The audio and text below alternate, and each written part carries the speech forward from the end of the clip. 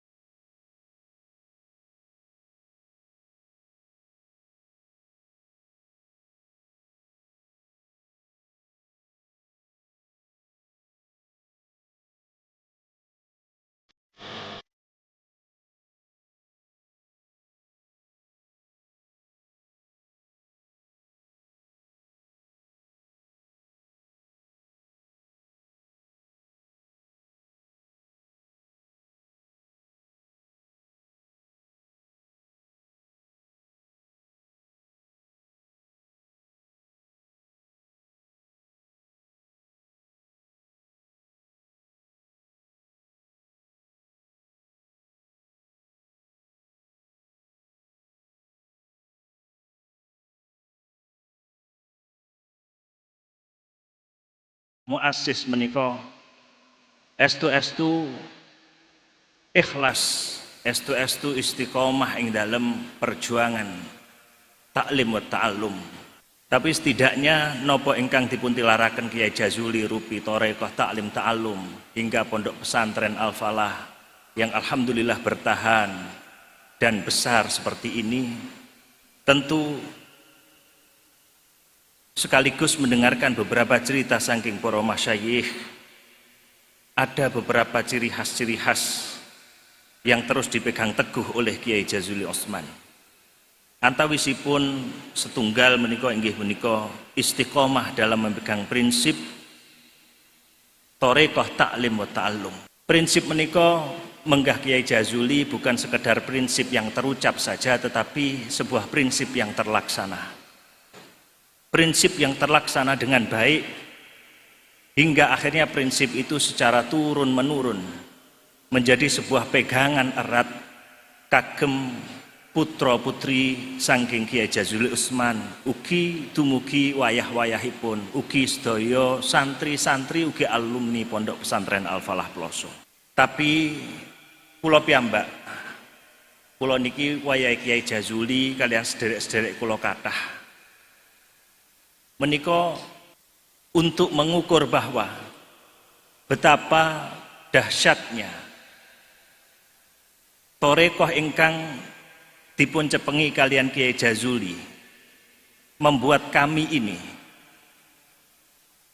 kula lan sederek-sederek kula sedaya menika, ketika sukses dalam aspek manapun, sisi apapun, kami ini masih merasa sangat kecil hati ketika kami merasa tidak sukses dalam hal taklim wa ta'allum. Kok umpama awake dhewe niki diparingi sukses, niku rasane ora iso marem, lamun toh ora iso ngaji. Kalau kita mengenang Pondok Peloso, ini pondok yang sangat luar biasa.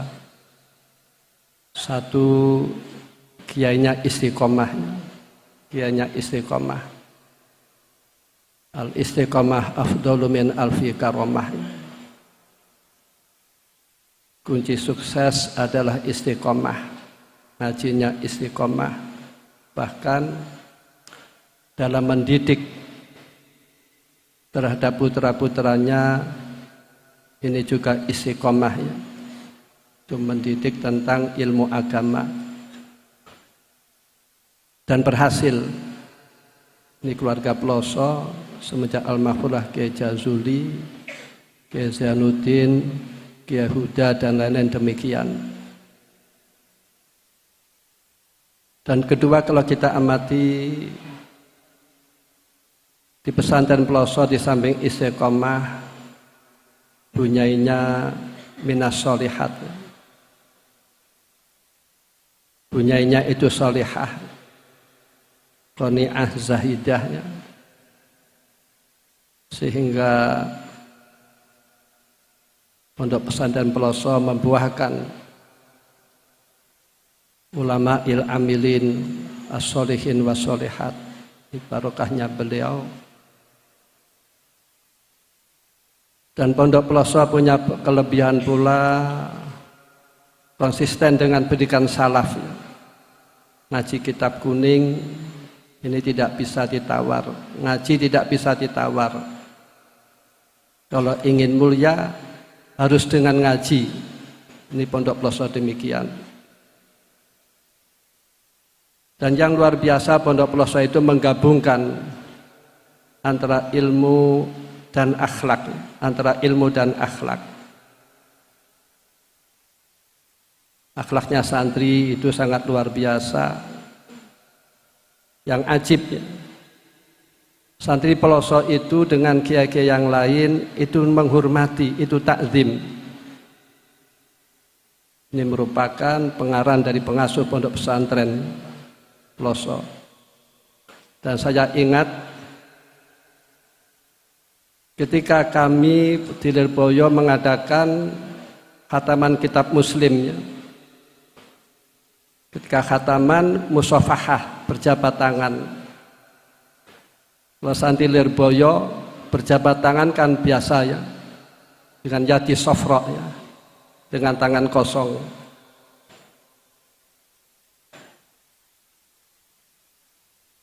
Nah, santri Peloso ketika khataman itu ada santri yang pakai jas ya, pakai jas. Terus salaman dengan khotimin ya.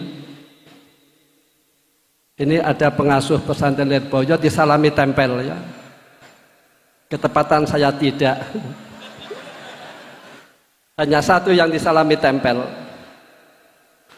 Lantas enggak tahunya santri yang pakai jas tersebut datang ke rumah saya tanya, panjenengan saking pundi? Jawabnya nih, kula khotimipun Kiai Huda. Khotimnya mawon loman nggih. Malam hari ini saya bisa bergabung silatul arham dengan pesantren Pelosok Al-Falah dalam rangka bimunasabati dzikra wafatil marhum Mbah Jazuli, Mbah Zainuddin, Mbah Munib, Mbah Hamim, juga dzikra miladil falah yang ke 100, luar biasa.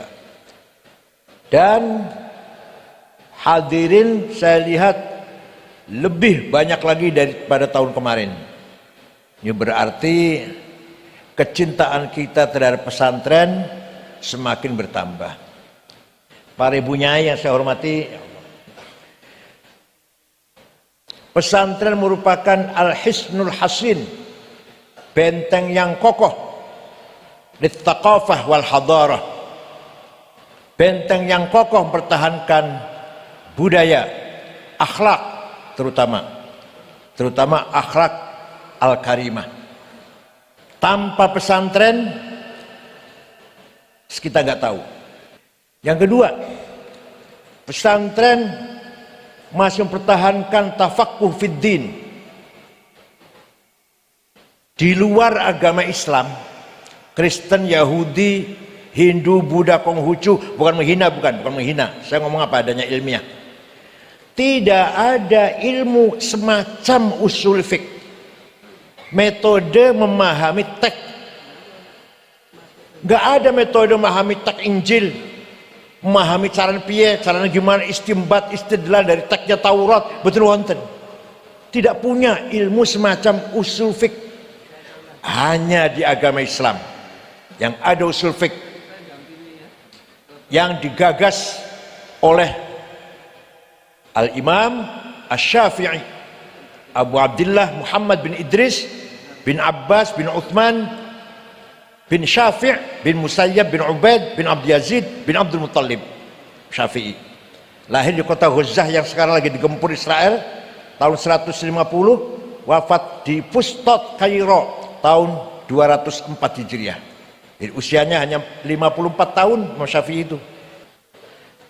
Imam Syafi'i menggagas ilmu usul fiqh dimulai dari membuat surat menjawab pertanyaannya Gubernur Abdurrahman Al-Mahdi yang bertanya bagaimana caranya memahami syariat Islam dengan benar. Imam Syafi'i menulis surat, adapun yang nulis namanya Rabi' bin Sulaiman Al-Muradi, beliau dikte. Caranya memahami syariat Islam harus paham Al-Quran. Ayat Quran ada muhkamah, ada mutasyabihah, ada mutlaqah, ada muqayyadah, ada ammah, ada khassah, ada haqiqi, ada majazi, ada nasikhah, ada mansukhah. Di luar agama Islam nggak ada itu. Paham betul? Di Islam pun hanya di pesantren yang masih mengkaji usul fiqh. Dari Lataiful Isyarat sampai Jam'ul Jawami. Saya ngaji sama Al-Maghfurlah Mbah Kiai Mahrus, Ghayatul Usul, wangel banget itu. Dan suruh baca sendiri, Kiai Mahrus hanya mendengarkan pada subuh itu. Karangan Imam Abu Zakaria Al-Ansari, usul fiqh. Di luar agama Islam tidak ada ilmu semacam ilmu mustalahil hadis, menseleksi informasi, menyaring, metode menseleksi kabar berita sahih, hasan, dhaif. Nggak ada di luar. Di Kristen nggak ada itu, di kita informasi berita qala Rasulullah, sebentar, syaratnya ada 4. Kalau antara murid dan gurunya itu ketemu, kalau nggak ketemu nggak sahih. Misalkan saya mengatakan kata Gus Dur sahih karena saya ketemu Gus Dur. Tapi kalau kata Mbah Hasyim nggak sahih karena saya nggak ketemu dengan Mbah Hasyim. Yang kedua, gurunya dhobit, cerdas, nggak pernah lupa, apalannya kuat. Yang ketiga, thiqah, bisa dipercaya, nggak pernah nyolong sendal di masjid. Kalau di kitabnya contohnya nggak pernah nyolong 1 butir bawang merah, itu di kitabnya. Kalau saya contohkan nggak pernah nyolong sendal di masjid. Dan adil. Kalau memenuhi 4 syarat baru hadis sahih. Kurang 1 turun hasan. Kurang 2 turun dhaif. Dhaifnya mauquf, munqati', maqtu', mu'allal, mursal, mu'an'an sampai ke mungkar, makdzub. Gak ada di agama Kristen, di agama Yahudi, gak ada itu. Hanya di Islam. Islam pun hanya di pesantren. Di luar pesantren sudah gak telaten. Udah hadis sahih Imam Bukhari pasti sahih. Ya iya. Itu berarti ingin tahu mateng itu ente itu. Tahu makan sudah dimasak. Tapi mengapa sahih? Itu kita harus tahu dengan memahami mustalahul hadis. Itu yang digagas pertama kali bikin mustalah hadis Imam Syihabuddin Roma Hurmuzi tahun 99 Hijriah atas perintah Khalifah Umar bin Abdul Aziz. Tidak ada qiraat di agama selain Islam. Kita punya qiraat sampai 10 cara membaca Quran, yang 3 syaddah, yang mutabarah 7 qiraat sab'ah. Ayo tanya pada orang gereja, ada nggak qiraat? Macam-macam qiraat, maca Injil, maca Taurat, boten wonten. Di Islam pun hanya di pesantren. Di luar pesantren udah nggak ada itu. Mas, kenapa saya ngomong gini? Maksudnya apa? Supaya kita bangga menjadi bangga mboten? Makanya tanpa pesantren Islam hanya namanya doang, hanya plang saja Islam. Yang hafid Quran ya wonten, di luar NU ya wonten, tapi sangat-sangat sedikit. Tapi kalau dari pesantren hafid Quran mau berapa kontainer? Bahkan anak kecil-kecil hafadzul Quran, hafadzatul Quran. Paham betul? Berjasa besar menjaga orsinilitas Quran. Kalau ada percetakan salah, nambahi atau ngurangi pasti ketahuan. Kenapa? Karena dihafal Quran itu. Orang yang ngajinya belum tutup, orang ngajinya belum selesai, dikit-dikit mengatakan haul bid'ah, ziarah kubur bid'ah, tawassul musyrik. Ya Allah, ini ngajinya durung hatam ini. Maklum SAG maklum. Haul itu kita lagi mengadakan tawassul agar ruh kita yang parsial komunikasi dengan ruh yang universal. Ruhnya Mbah Jazuli sudah bergabung dengan ruh universal. Arwahul ulama was solihin, arwahul anbiya wal mursalin, dan puncaknya ruh Rasulullah sallallahu alaihi wasallam. Kita lagi komunikasi. Sekarang kita ini ruhnya masih parsial, masih juz'i. Ruh kita sekarang masih juz'i. Rasulullah sudah kulli, ruh universal. Nah, orang-orang soleh kumpul dengan ruh universal. Nah, tawasul ini dalam rangka silatur ruh, sila ruhaniyah, agar ruh kita nyambung. Si hello lah, hello, halo gitu kira-kira. Dengan ruh yang universal. Kalau tawasul dengan Nabi Muhammad di Qur'annya ada. Kalau dengan para wali, para ulama ya enggak, di Qur'annya enggak ada. Kalau tawasul dengan Rasulullah ada di Qur'annya. Walau annahum idzalamu anfusahum ja'uka fastaghfirullaha wastaghfara lahumur rasul lawajadullaha tawwabar rahima. Surat apa? Ayat piro? Boleh ono dewe. Enak banget tak duket surat. Apa artinya? Orang-orang yang banyak dosanya seperti saya. Orang-orang yang banyak dosanya seperti saya datang kepadamu Muhammad, istighfar di sampingmu, di depanmu Muhammad, di raudhah sana, dan engkau pun Rasulullah pun ikut mendukung istighfarnya saya, lawajadullaha tawwabar rahima. Lamnya lam taukid, pasti Allah mengampuni dosanya saya, dosanya orang itu yang ziarah. Berarti Rasulullah diberi hak otorita memberi syafaat, menolong umatnya yang istighfar. Paham boten? Jadi tawasul dengan Kanjeng Nabi itu sunnah apa bid'ah?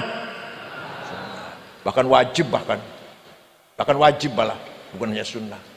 Nah tawasul karo Wali Songo, kalau Mbah Jazuli, beliau orang soleh yang sekarang sudah bergabung dengan ruhul kulli, ruh universal.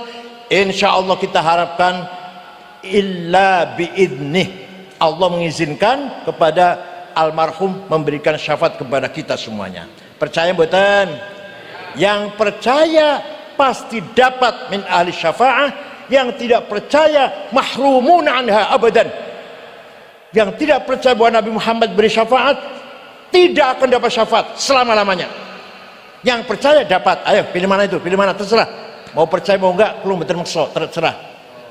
Baik sekalian, maka mari kita pertahankan nilai-nilai pesantren yang berdiri sejak sebelum merdeka.